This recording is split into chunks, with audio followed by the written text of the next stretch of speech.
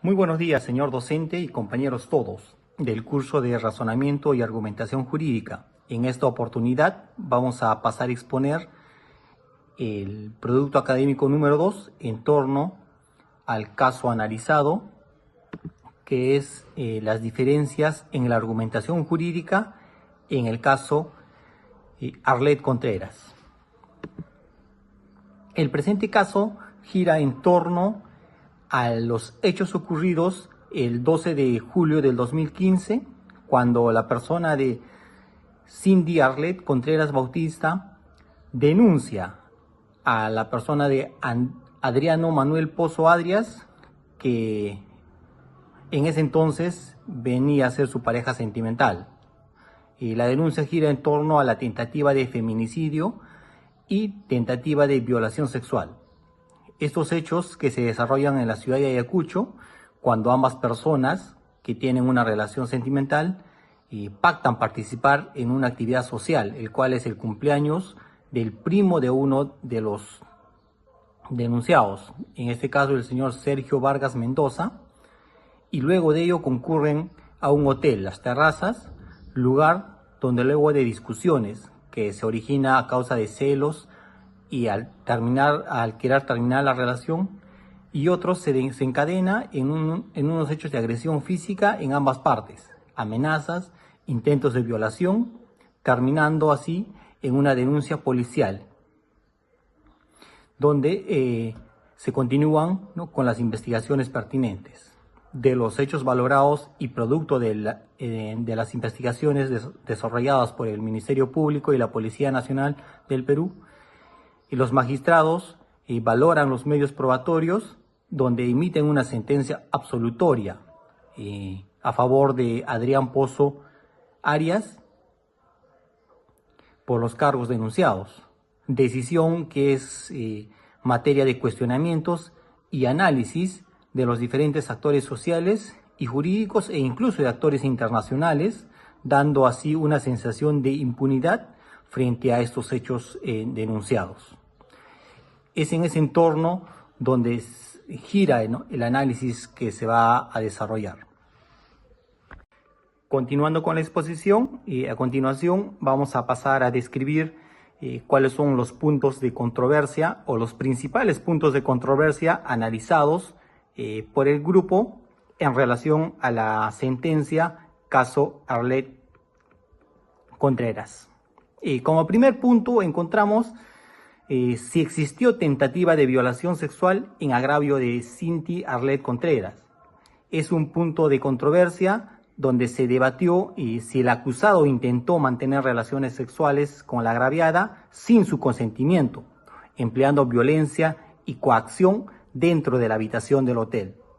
Se disputan diferentes medios probatorios, como la declaración de la agraviada, el análisis del reconocimiento médico legal, donde se describe las lesiones sufridas y las declaraciones testimoniales de los testigos, en este caso los cuarteleros del hotel, e incluso las declaraciones testimoniales del personal de serenazgo, y los signos físicos y la conducta del imputado.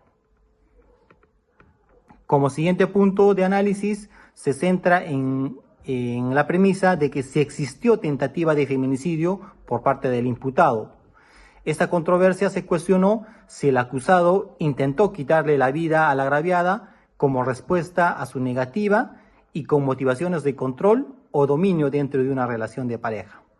Y en este punto también entra en disputa las amenazas verbales, ¿no?, como textualmente lo dice: te voy a matar, los actos de asfixia que se materializan en la estrangulación, y también se analiza las lesiones y los testimonios de terceros.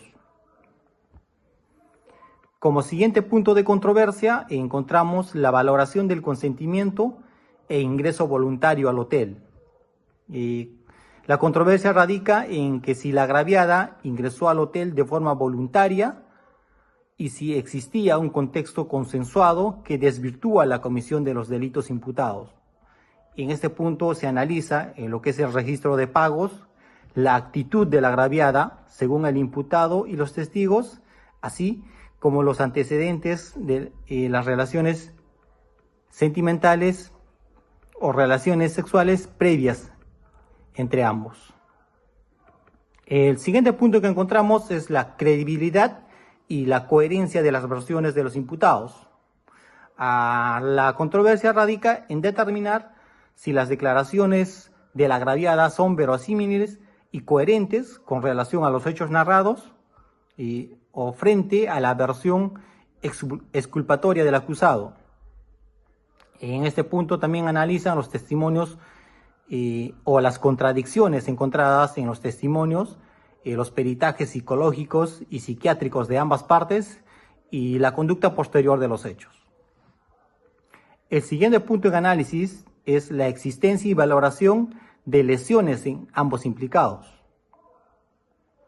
Aquí existe la controversia si las lesiones en la agraviada prueban una agresión dolosa con intención de matar o violar, y si las lesiones del imputado respaldan su versión de defensa propia. Aquí tenemos los exámenes médicos legales, las pericias de criminalística y los testimonios de serenazgo. Como siguiente punto de análisis y controversia está la relevancia de los antecedentes psicológicos y psiquiátricos del acusado. La controversia radica en que si el diagnóstico de trastorno límite de la personalidad, más conocida como el borderline, en el imputado constituye un atenuante, una justificación o un agravante en su conducta. Se presenta, ¿no?, como medios probatorios, pericias psiquiátricas, historia clínica y médica presentados en el proceso. Estos 6 puntos presentados como puntos de controversia que son valorados por los magistrados y encontrados, ¿no?, contradicciones en cada uno de los testimonios, las pericias psiquiátricas del imputado y las dudas sobre la intención y la capacidad del acusado para consumar los delitos, es por ello que el tribunal concluyó en una sentencia absolutoria, ¿no?, esto amparada en una insuficiencia probatoria para acreditar su responsabilidad penal más allá de toda duda razonable. Con relación a los fundamentos de la motivación jurídica, la Sala basa sus argumentos en base a los siguientes principios, ¿no? El principio de presunción de inocencia y estándar probatorio. En este punto, el tribunal enfatiza que conforme al artículo 2 del título preliminar del Código Procesal Penal, rige el principio de presunción de inocencia. Esto implica que la carga de la prueba recae en la parte acusadora y que el imputado no debe ser considerado si existen dudas razonables sobre su culpabilidad. Por lo cual el tribunal sostuvo que no existe certeza plena sobre la comisión de los delitos imputados, por lo que resolvió a favor del acusado aplicando el principio indubio pro reo. Con relación a la prueba testimonial, el magistrado o la Sala señala que el testimonio de la agraviada no fue totalmente coherente ni persistente, destacando algunas contradicciones entre sus versiones, especialmente respecto al ingreso voluntario al hotel y a la dinámica de la agresión, cómo sucedieron los hechos. Su argumento se basa en que si bien existen elementos que surgieron un conflicto, agresión mutua, no hay una prueba directa ni contundente que confirme la tentativa de violación o feminicidio. Otro principio valorado es la valoración de las pericias psicológicas y psiquiátricas. El colegiado incorporó las pericias practicadas en ambas partes. La agraviada fue diagnosticada con trastorno histriónico de la personalidad y el acusado con trastorno límite de la personalidad. El tribunal en ese análisis concluyó que ambas situaciones generan un entorno de conflicto y alteración emocional, pero no acreditan la existencia de dolo, homicidio o violencia con fines sexuales. Esta valoración, sin embargo, puede ser cuestionable, pues el uso de los diagnósticos psicológicos para poner en duda la credibilidad de la víctima podría generar revictimización y estigmatización en la víctima.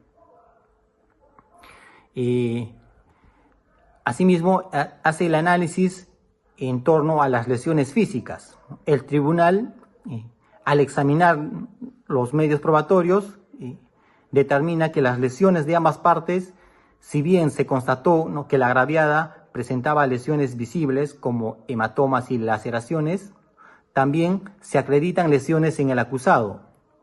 El juzgado infirió que estas podrían corresponder a un forcejeo mutuo o una reacción ante una situación de conflicto. Es como se expone, no se valoró con suficiencia o fuerza que las lesiones de la víctima fueran más graves o dirigidas en zonas vulnerables, lo cual podría indicar intención lesiva significativa. Ausencia de la prueba directa. La sentencia resalta que no hubo testigos presenciales directos de la tentativa de violación o intento de feminicidio dentro del local, ni elementos materiales concluyentes como videos o huellas, lo cual debilita la posición del Ministerio Público. Esta interpretación es jurídicamente válida desde una óptica garantista, aunque se podría discutir si se aplicó o no con exceso de formalismo, minimizando la prueba indiciaria o el contexto de violencia de género.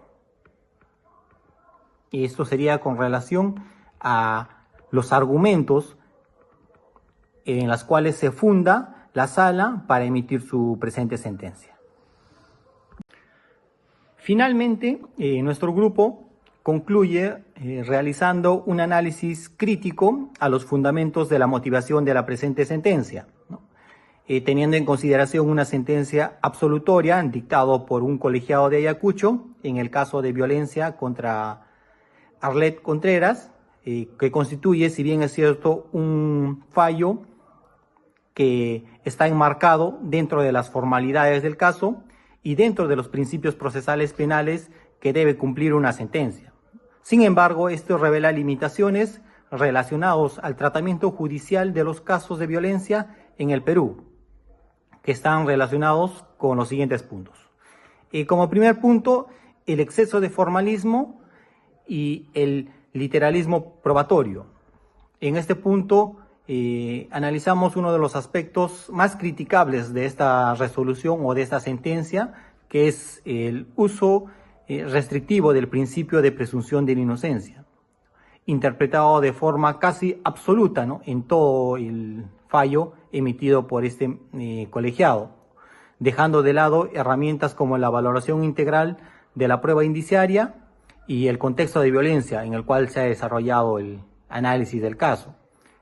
Si bien la duda razonable es un estándar constitucional, en este caso parece haberse convertido en una barrera para la tutela efectiva de los derechos de las víctimas.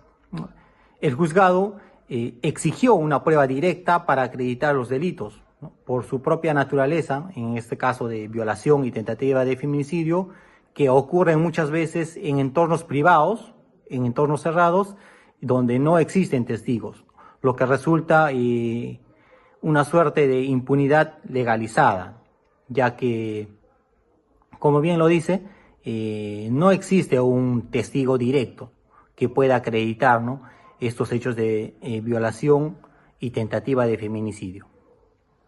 Otro punto con relación a este análisis que hemos realizado es relacionado a la inadecuada incorporación del enfoque de género. Consideramos que esta sentencia adolece de perspectivas de género exigido por los mismos tratados internacionales como la Convención de Belém do Pará, en donde en vez de analizar los hechos bajo un enfoque que reconozca, ¿no?, las relaciones desiguales del poder, ¿no?, y los patrones de conducta de dominación, el colegiado se centró estrictamente en desacreditar a la víctima mediante la valoración de sus reacciones, contradicciones menores en sus declaraciones y un diagnóstico psiquiátrico que podría resultar estigmatizante, ¿no?, para la víctima. Esto genera una revictimización, además de sentar un precedente negativo que desalienta, ¿no?, a la denuncia de estos casos similares de violencia contra el género. Otro punto crítico que hace el grupo es las implicancias para la administración de justicia penal. ¿Cuál es la implicancia que tiene esta sentencia en la administración de la justicia? En este caso se evidencia, ¿no?, cómo los estándares de valoración probatorio aplicados para algunos órganos jurisdiccionales siguen anclados en lógicas, ¿no?, patriarcales o formales, ¿no?, sin adaptarse a las nuevas exigencias constitucionales ni a los compromisos asumidos por el Estado en materia de derechos humanos. Si bien este tribunal, ¿no?, puede haber actuado conforme, ¿no?, a una lectura garantista del proceso penal, que, ¿no?, dicho sea de paso, ¿no?, el proceso penal tiene ese enfoque, ¿no?, garantista. Sin embargo, no logra garantizar el derecho de acceso a la justicia de la víctima, ni el derecho de vivir, ¿no?, una vida libre de cualquier tipo de agresión o violación. Otro punto crítico que queremos analizar es la reacción social y el impacto público, ¿no?, que en este caso el impacto juega un papel muy importante, ¿no?, porque no se ha mediatizado bastante este caso. El caso generó una indignación generalizada en la sociedad peruana, convirtiéndose así en un símbolo de lucha contra la impunidad en delitos de género.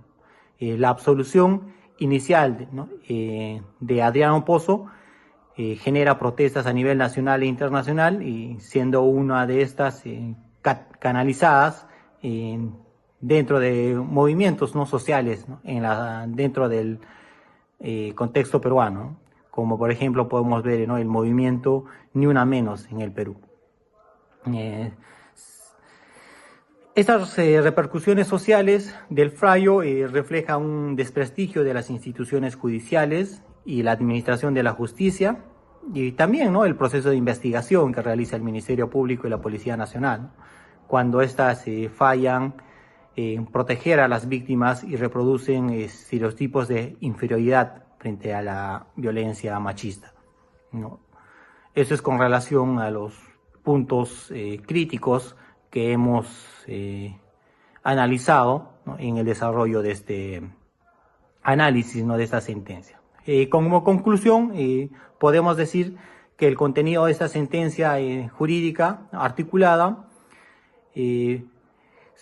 dentro del marco legal, pero sustantivamente deficiente, ¿no?, carece de sensibilidad frente a la violencia de género y refleja un poder judicial que, al aplicar la ley sin perspectiva, ¿no?, de contexto ni enfoque de derechos, termina protegiendo al agresor y desamparando a la víctima.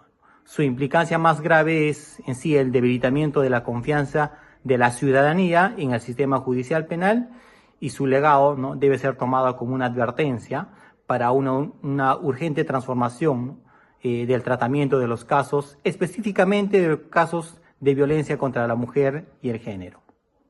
Eso sería todo con relación a la exposición. Muchísimas gracias.